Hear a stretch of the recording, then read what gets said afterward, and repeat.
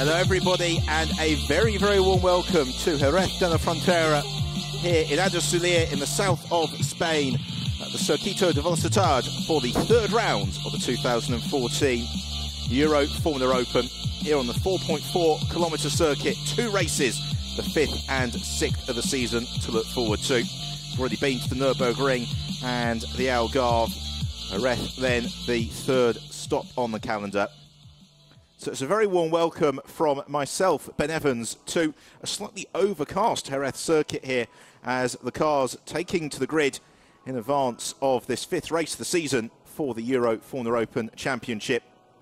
The air temperature just 23 degrees, a little bit lower than expected, and the sun has just been masked by clouds in the last half an hour or so. We've got a stiff breeze, absolutely perfect conditions for racing though. In a race that promises to be very exciting indeed, as has the championship thus far to date. Well, the spectators have been arriving here since very early this morning. Driving to the circuit well before first qualifying, we had lots of fans with their picnic hampers getting ready to enjoy the day's action. So, pole position, it is the joint championship leader, Sandy Stuvik, last year's championship runner-up, twice a winner already in this campaign, including the last of the races in Portimao. Alongside him is Artur Janos, tied on points with Sandy Stuvik, his RP Motorsport teammate, the Polish driver, thrice on the podium, once a winner, and that came in the first of the races in Portugal. Third on the grid, best qualifying of the year for Yarin Stern, and he is sending his very best wishes to the 3 Israeli teenagers who were kidnapped, and is wishing, along with everybody else, for their safe return. Fourth on the grid is the 17-year-old Alex Palou, the Campos Racing driver who has been one of the sensations of the year, victorious at the Nürburgring, 2 third places in Portimao. John Simonian lines up 5th on the grid, yet to score points this season, the young Russian, but he has been very, very quick. If he can keep the car on track, then he could well challenge for a podium today. Another driver who notched up his best qualifying of the year, 6th on the grid, Sean Walkinshaw, the second of the Campos Racing cars. Sean had a good weekend in Portimao, including his EuroFormula Open career best finish of 7th place. And to cap what was a very good qualifying for Campos Racing, it's Konstantin Tereshchenko who lines up in 7th place, the rapid Russian driver, looking to see if he can get his first podium finish of the year. Well, the race is, as ever, going to be over a 35-minute maximum duration, or 18 laps, whichever comes quicker, and provided we don't have any dramas, it should be the 18 laps. Driver who was very much in the wars in Portimao, Nicholas Pola, who lines up 8th place. It was a difficult qualifying session for the West Tech squad, except for the Yarin Stern. The drivers a little bit lower down the grid than they would have liked. Now there is a very important sticker on Yu Kanemaru's car. That is a thank you from the people of the city of Rikuzen Takata in Japan, which was a city very, very badly affected by the tsunami back in 2011. So the front row of the grid, Sandy Stuvik and Artur Janos, row 2. Yarin Stern and Alex Palou very fast first couple of rows.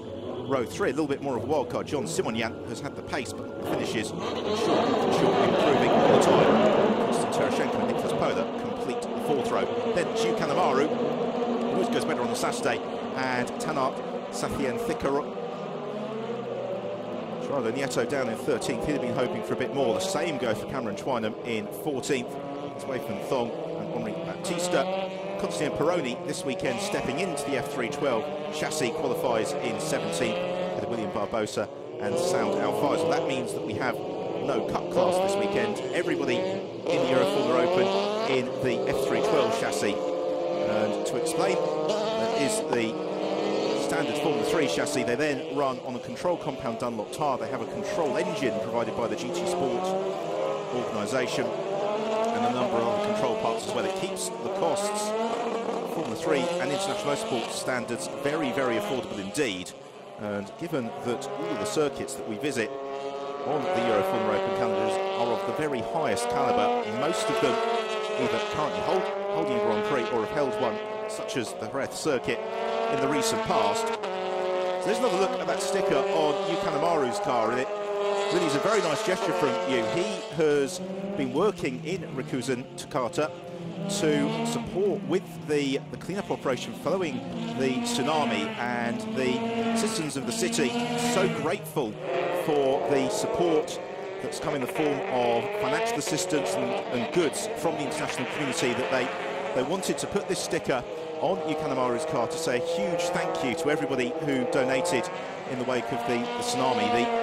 The sticker is of the miracle pine because the city used to have a coastal forest of 70,000 pine trees, and sadly all but one of them were washed away in the tsunami, and that pine tree, a signal of Rikuzen Takata's resurgence, and a big thank you from them to everybody who has supported the tsunami efforts.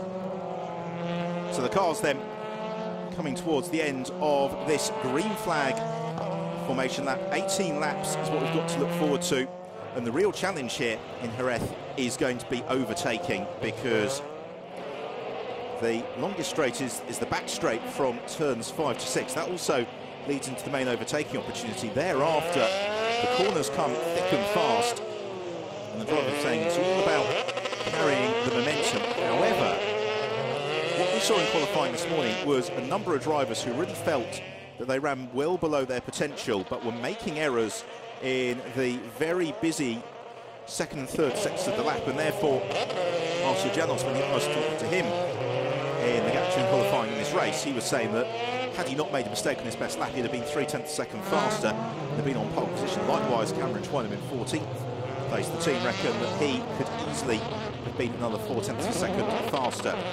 Nonetheless, it is still very, very close at the front of the field. The top three cars covered by just 0.09 of a second in qualifying earlier on. The entire field separated by just fractionally over 2 seconds. Shows the strength and depth of this EuroFormula Open Championship. So the RP Motorsport team watching on, and once more it's their two preeminent drivers who lock out the front row. Yarin Stern, though, could be the man to watch. He only did one quick run in qualifying. He saved a pair of slick tyres for the race action later on over the weekend, so he is expecting to go a little bit quicker as the race progresses. The last couple of cars, William Barbosa and Saud Al Faisal, about to come into their positions. Faisal scoring his first EuroFormula Open career points in Portimao. The green flag from the marshal at the rear of the field, so eyes the gantry, the revs begin to rise as the red lights come on. Out they go. Who gets the jump from the line? It's a super getaway from Yarin Stern. A brilliant start as well from Paolo.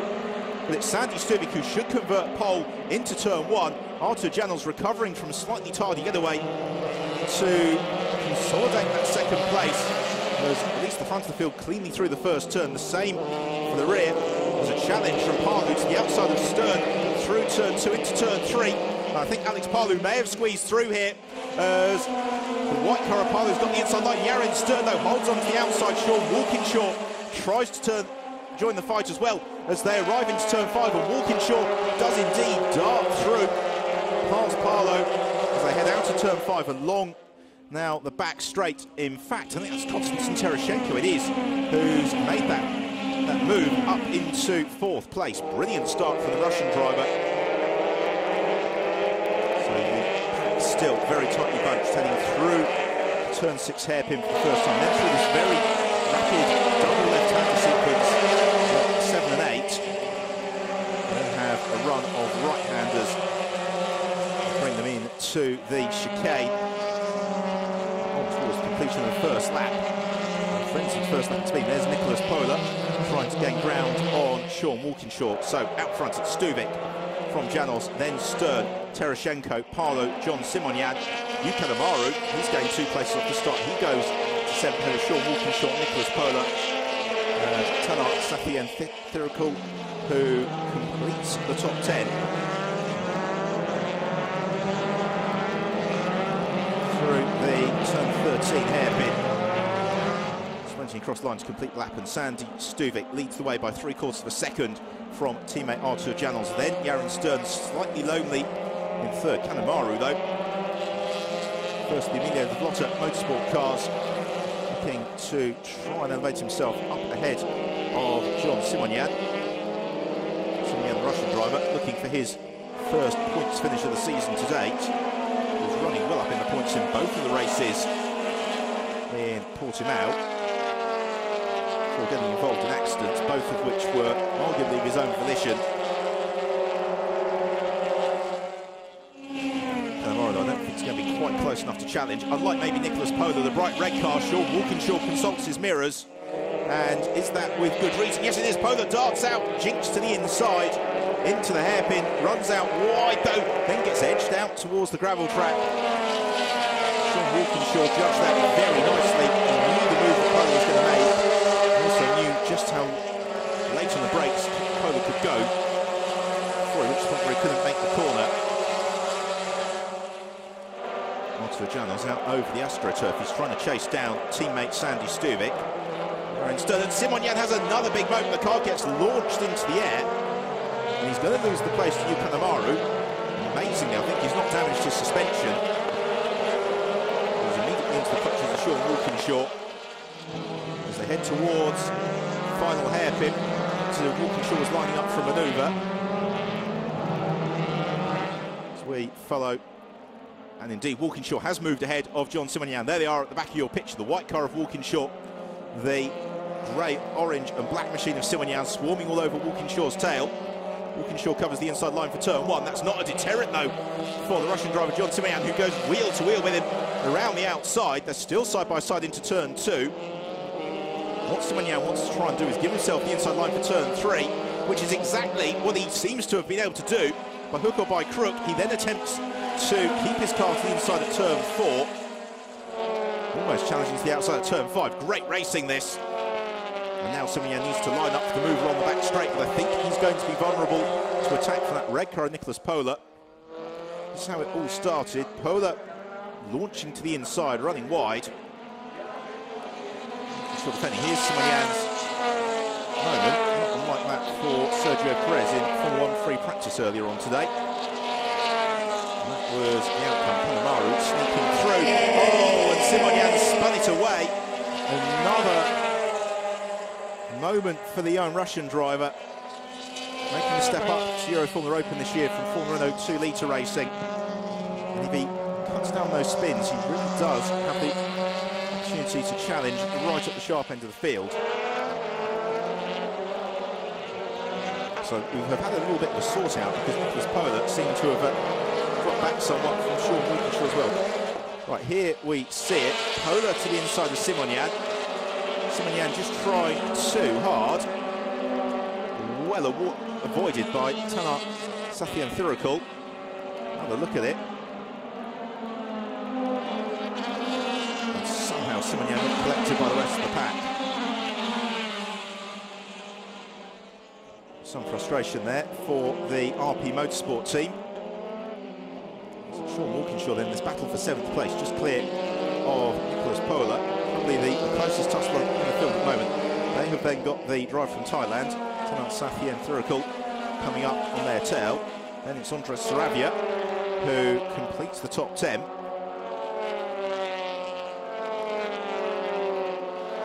Saravia a lot cleaner through turn 5. At the very end of that straight, though, it's the race leader, Sandy Stuvik. He has got Janos, though, chipping away at his advantage. Janos within 0.6 of a second now of Stuvik. And we've got Yarin Stern.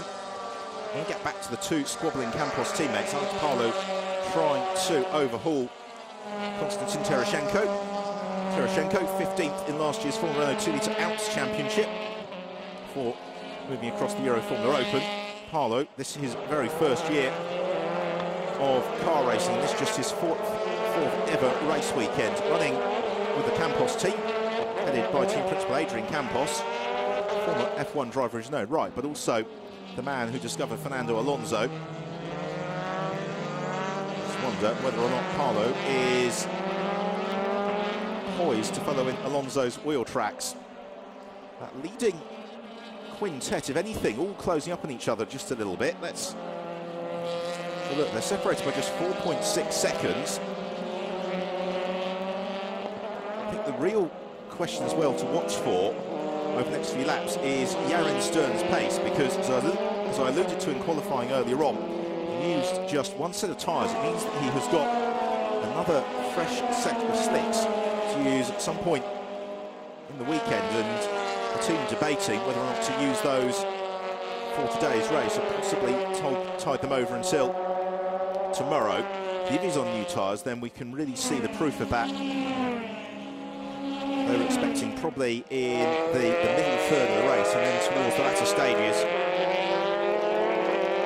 Paolo closes on Tereshenko. Tereshenko slithers out a little bit wide. And as a result of this battle, you can see Tereshenko just starting to drive a little bit more defensively. It means that thus far on this lap already, Tereshenko has given away 0.2 of a second to Jaren Stern, make that 0.3 as they complete the second sector. Oh, and a big moment for Tereshenko, sliding out across the AstroTurf, but there's nothing particular turn into the turn 11 chicane that Paolo can do about it. Can possibly think about a manoeuvre into this final hairpin. It's going back a decade or so. This was the scene of that very controversial Valentino Rossi Sette Gibernau MotoGP incident. It's further back, Gerardo Nieto and Wei Fun Thong busy doing battle. Cameron Twynham watching that unfolding in front of them, and really the remainder of the field from 7th place downwards, they're all bottled up behind Sean Walkinshaw here. He's got Pola for company, and we've got Safian Thirikul trying to close in. He's got Andras Saravia lined up behind as well. Saravia leading the points once this year. That was an 8th place at the Nürburgring. He'd like to start adding a little bit more to his championship tally. Walkinshaw, though, after a tough weekend, he was just outside the points in both races at the Nürburgring, bounced back somewhat at Portimao with a 7th place finish. At the moment, he's poised to match that, but you can see he consults his mirrors once more and now goes right to the inside of the road. Looking to the outside is Nicholas Pola. Nice defensive driving that from Walkinshaw, but he's got to be careful, because if he starts driving too defensively, and by that I mean taking the inside line for each and every corner, he's going to slow himself and Pola both down sufficiently to allow Safian Thirikul to come into contact with them, make it a three-way tussle. Pola will be very aware of that, because the Westtech team will be on the radio to him, telling him he needs to try and make that move as soon as possible if he can. All the while they're losing touch with Yuki Kanemaru in 6th place, but you can see the rest of the pack all snapping at their heels. So into the final turn of the 6th lap of the race for this fight for 7th position, headed by Sean Walkinshaw. No change in the top 6 order, by the way. It's still Sandy Stuvik from Artur Janos, Jaren Stern, Konstantin Tereshenko, Alex Palou, and then Yuki Kanemaru. Again, Pola forcing Walkinshaw to the defensive through turn 1, likewise into turn 2. The other reason, of course, why Pola's got to make the move sooner rather than later is that these EuroFormula Open cars have got far more grip than power, relatively speaking. And it means that if you follow as closely as Nicholas Pola is to the car in front for lap after lap, you do start to grain those Dunlop tyres, and then you have got understeer, and then you've got a whole heap of no fun at all for the rest of the race. Same goes for Alex Palou, who is quite visibly faster than teammate Tereshenko. Konstantin Tereshenko, at the moment set fair for his best result of the year to date. Loath to let his Campos Racing teammate through, because whilst there is understandably significant rivalry between all of the teams, the intra-team rivalry is equally important. You want to be the first of any squad home. And thus far this year, with the exception of the one race where he retired, Paolo has been the preeminent of the Campos drivers.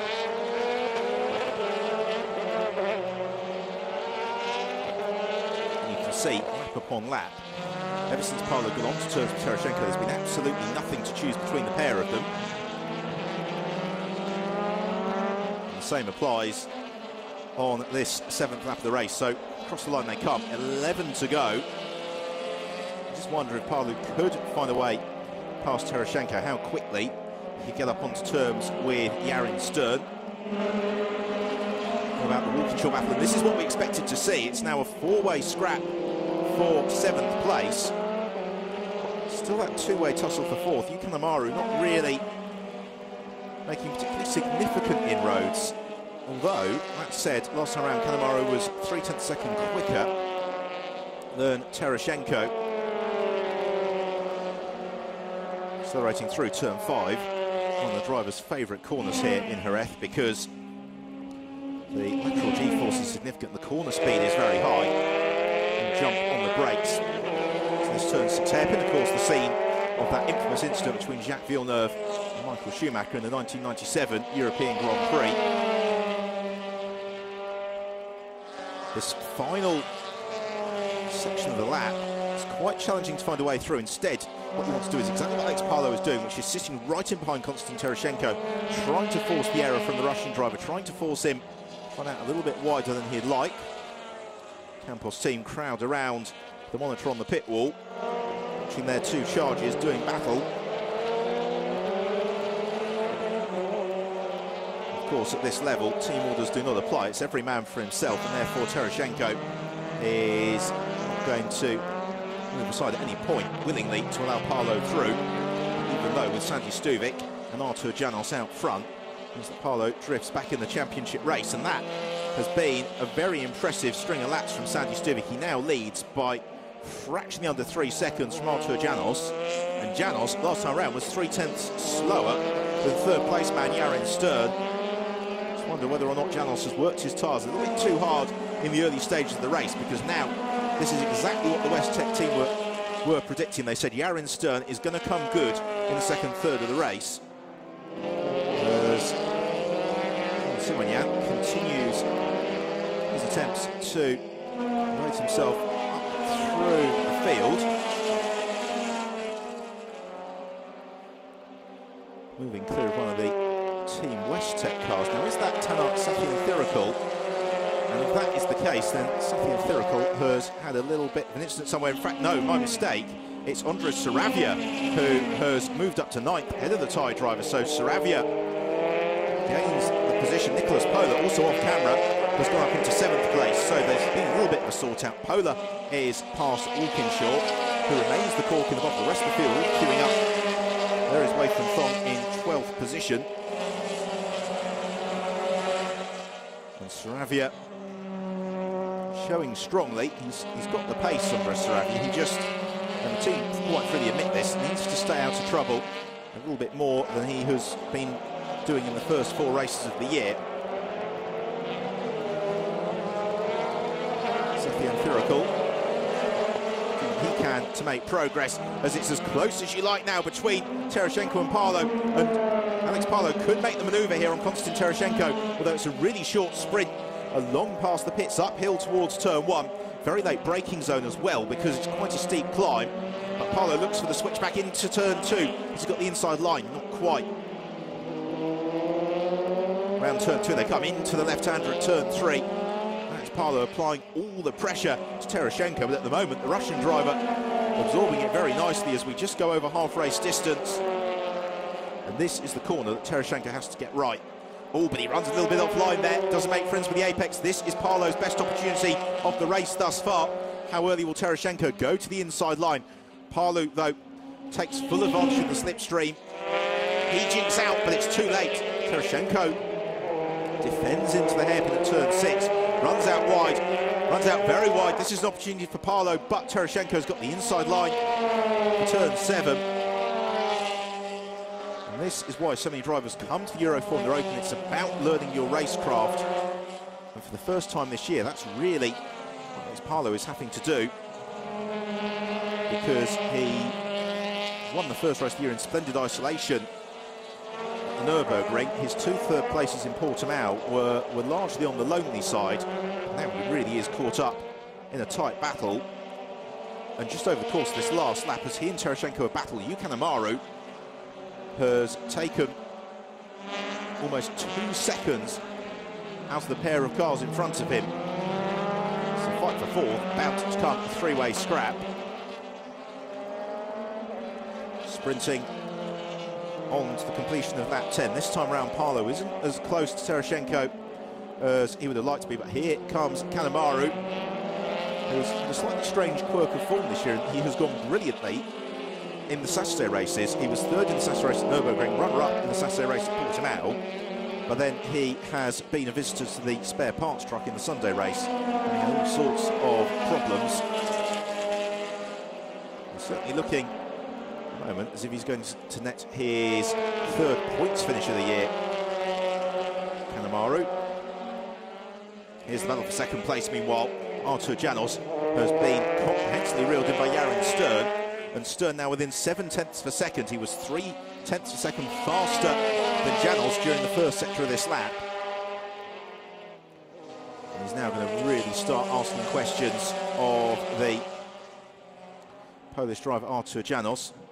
Turned 21 years old in the week preceding this event here in Jerez. Already garnering a big following back in Poland. I'll be hoping that he will follow the career path of Robert Kubica, who raced in Formula 3 and Formula 3.5 Litre Championship before moving up to Formula 1. Any change in the fight for fourth? No, still Tereshenko from Paolo, and then Kanemaru, who can only really gain ground in that brace of cars in front of him when they're busy doing battle with each other. When Paolo takes a lap off from hunting down Tereshenko, that's when Kanemaru struggles to make too much of an impression.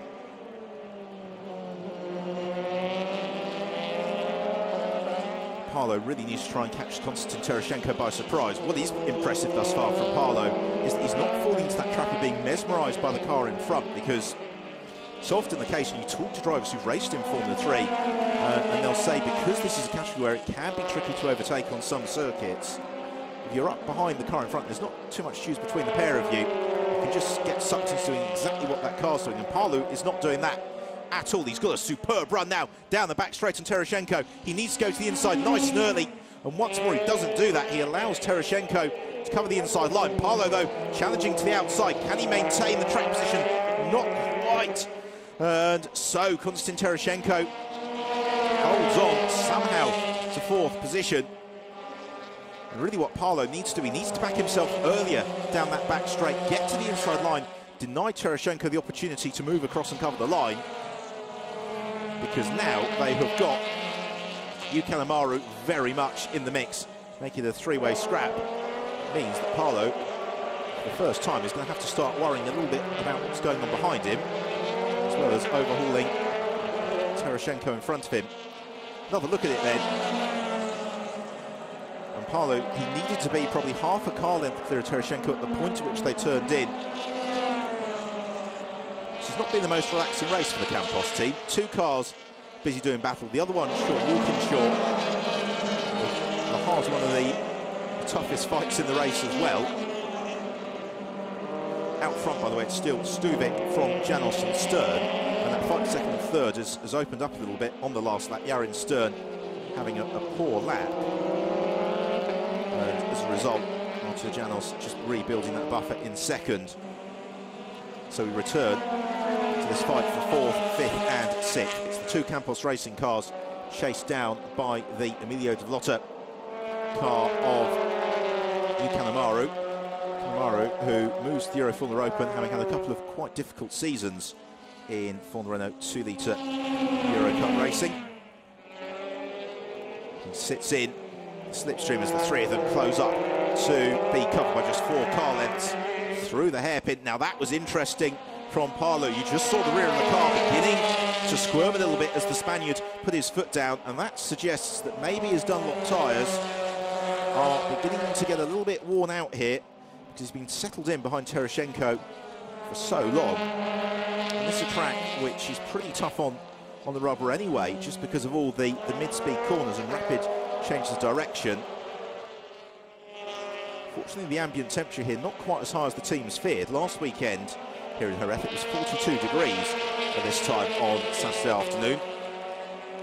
It's almost 20 degrees less than that today, and therefore tyre wear not quite as attritional as perhaps feared.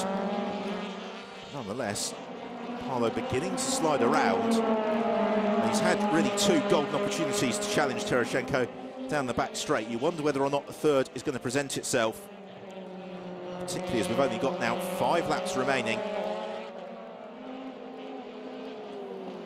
Tereshenko not really putting a wheel wrong thus far. He has driven defensively on a couple of occasions that has slowed he and Paolo down, but in terms of errors, they have been few and far between. I just wonder as well whether Kanemaru could be the surprise package, because he has just steadily moved up onto the tail of the cars in front. Maybe not worked his tyres quite as hard, either in attack or defence. We've still got almost a third of the race remaining. It will show Tereshenko's mirrors then from Paolo. Maybe just hoping to distract the Russian.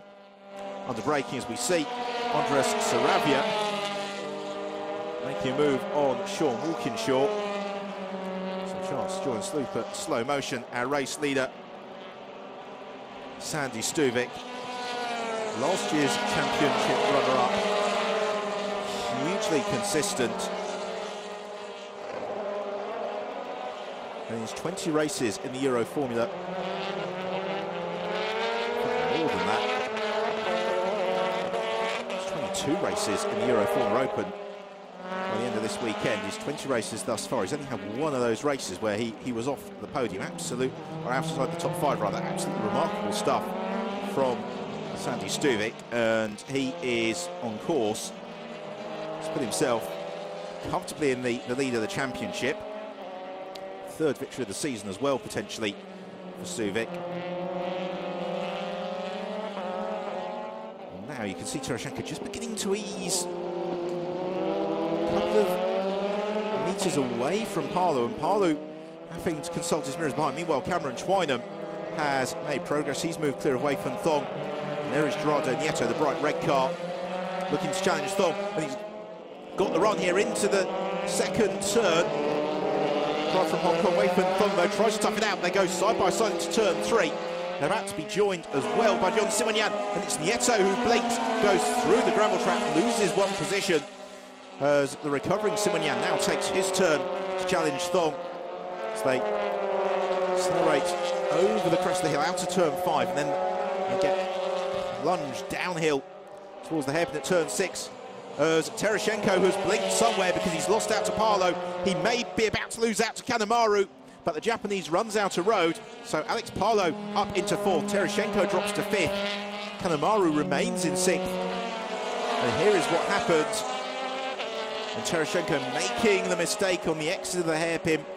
Just pushing a little bit too hard. From Thong, Gerardo Nieto, arguably not giving each other quite enough space.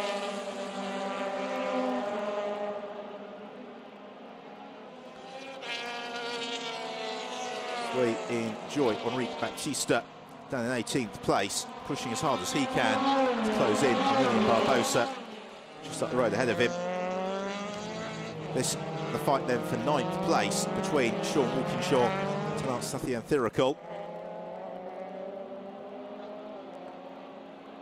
Sathianthirikul trying to overhaul Walkinshaw. Walkinshaw arguably guilty of consulting his mirrors a little bit too much in this race. It's not really translating at the moment into overly defensive driving, but he's certainly very well aware Sathianthirikul is up on his tail.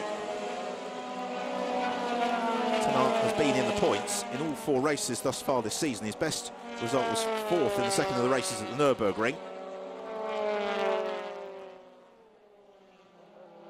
John Simonyan, Wei Fun Thong getting a little bit too tight, and again Simonyan testing the limits for RP Motorsport car. And did he lose out then to Gerardo Nieto? The answer is yes, he did.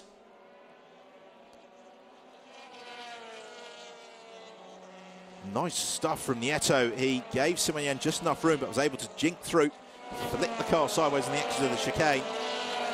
On his way in 14th. On starter's penultimate lap comes the race leader, Sandy Stuvik, and this has once more been an imperious performance from Stuvik. He is now well over, just under 5 seconds clear of Artur Janos. It's not quite done the full set though. Janos currently has the fastest lap of the race to his credit. Even so, Stuvik has controlled it absolutely perfectly. He was victorious 3 times in 2013, and that ultimately cost him the championship, because although Ed Jones had 1 or 2 low points finishes and retirements along the way, he scored more race victories.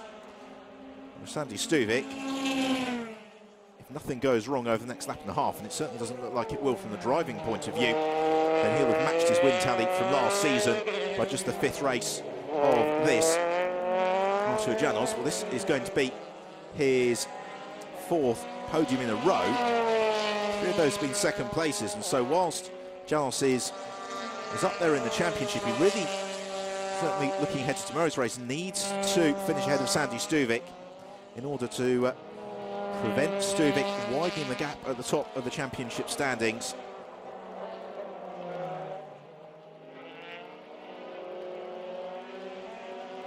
Sandy Stuvik accelerating towards the end of this 17th lap of the race, just 1 to go. He's allowed Artur Janos to get onto terms in these latter stages as Sathian Thirikul attempts to challenge Sean Walkinshaw, and he may be able to try and dart through, but Walkinshaw again knows exactly where to place that car into turn 9, the same for turn 10. He's making Sathian Thirikul do this the hard way. Look to the outside, it does bring Chaewon Lim into this scrap as well. Certainly Sathian Thirikul running a little bit more smoothly than Walkinshaw. See it again, and it was almost identical to the problem for Konstantin Tereshchenko, running wide on the exit of the hairpin and leaving the opening as a result.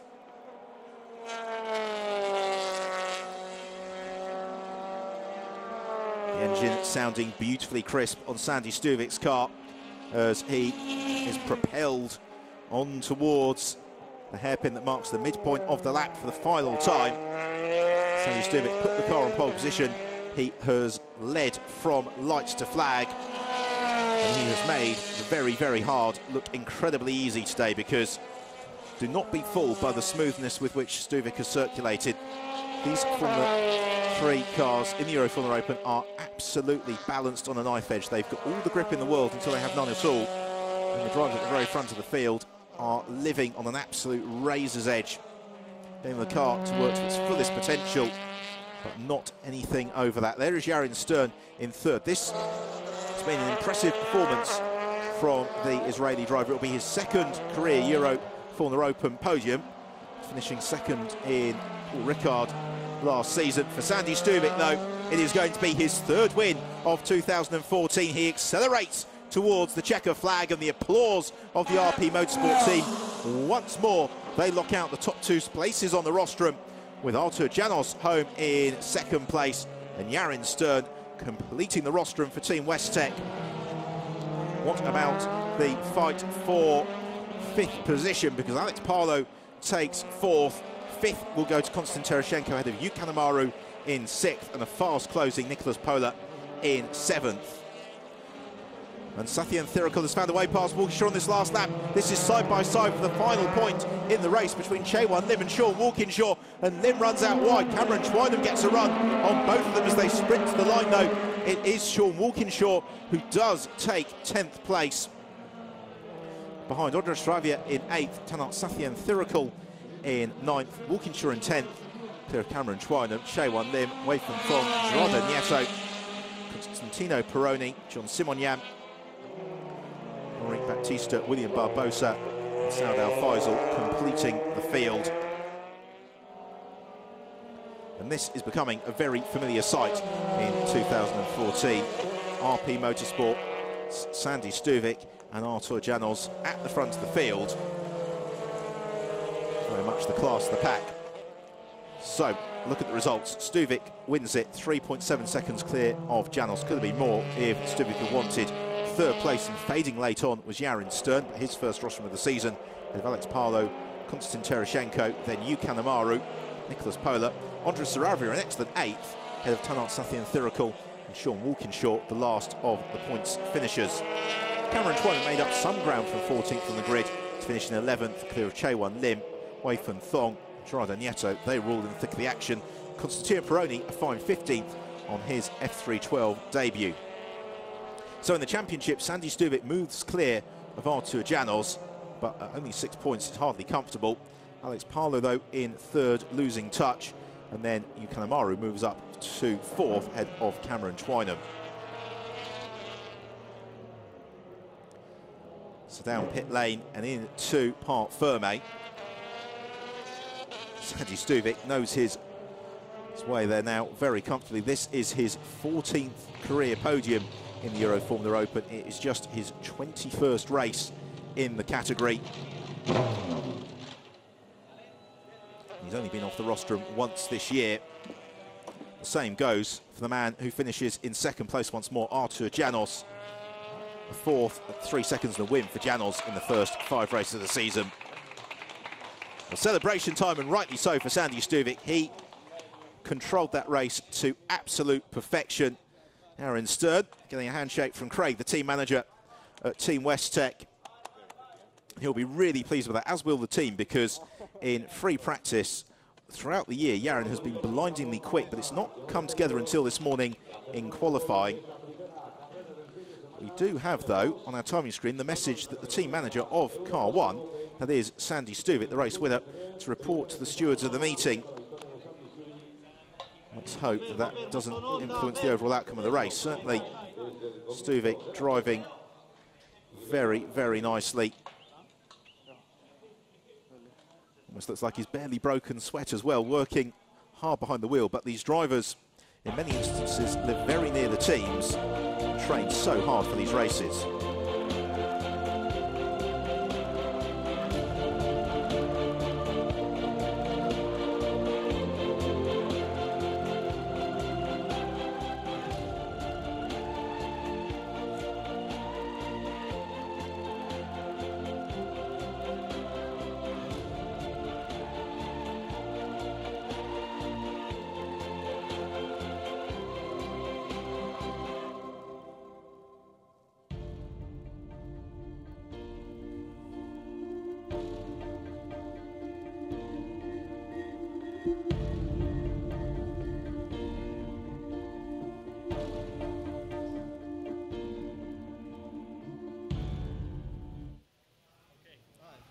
Sandy, well done. How was it?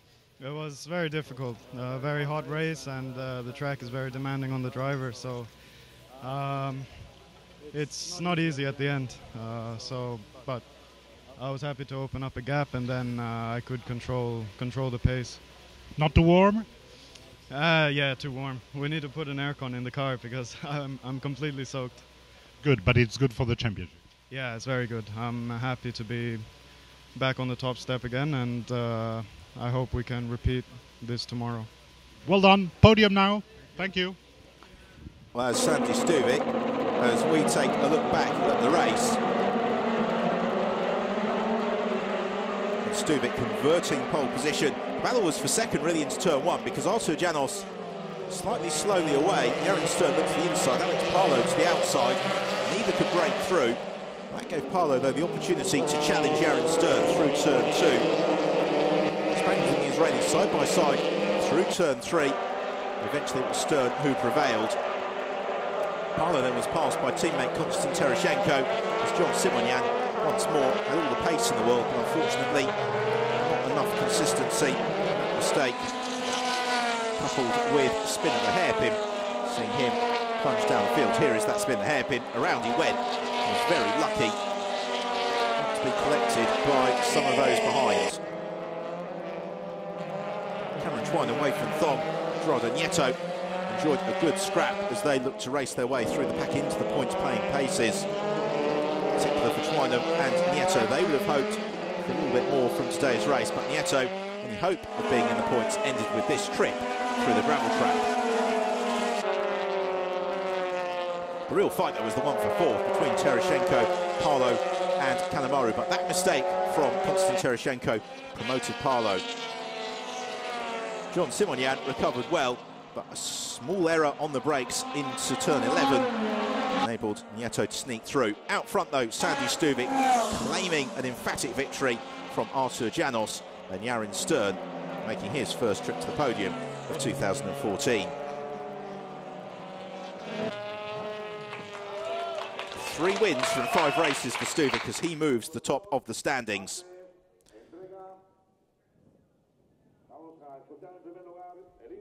Nacional de Tailandia.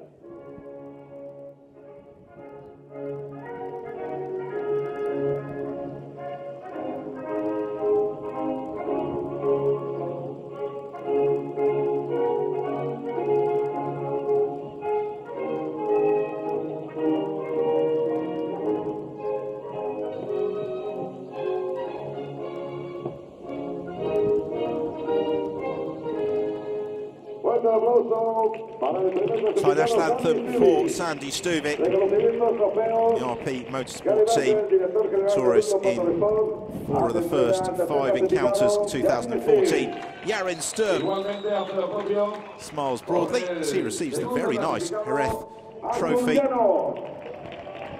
The map of the circuit layout. Artur Janos, second place. All smiles, but he would dearly like to finish clear of this man, Sandy Stuvik, who is getting very accustomed to finding himself on the EuroFormula Open rostrum. The same goes for RP Motorsport, the winning team.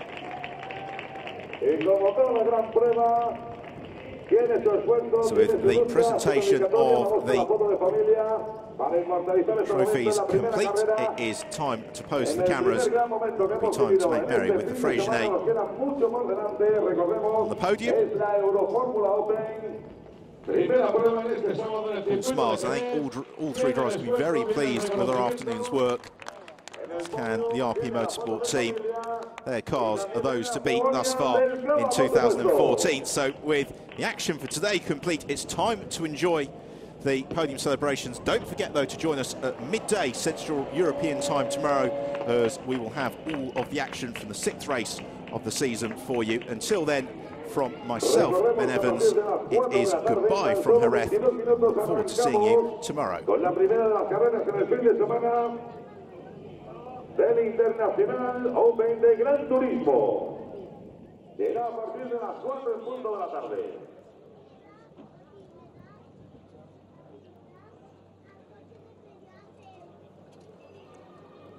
Salutami Mordino quando lo vedi.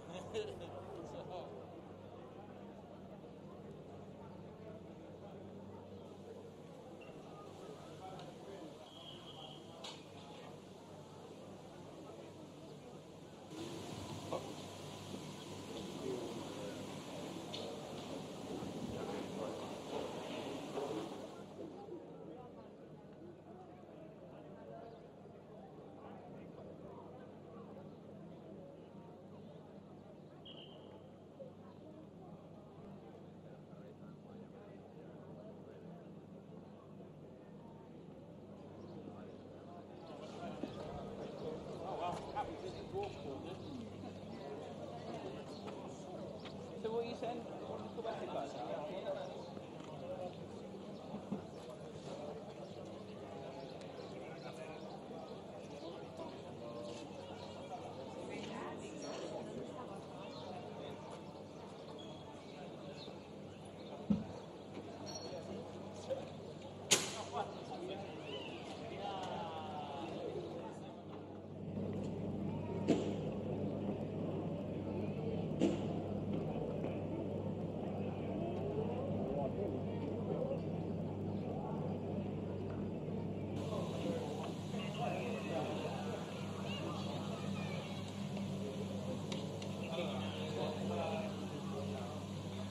Abbiamo questa prima, quella prima.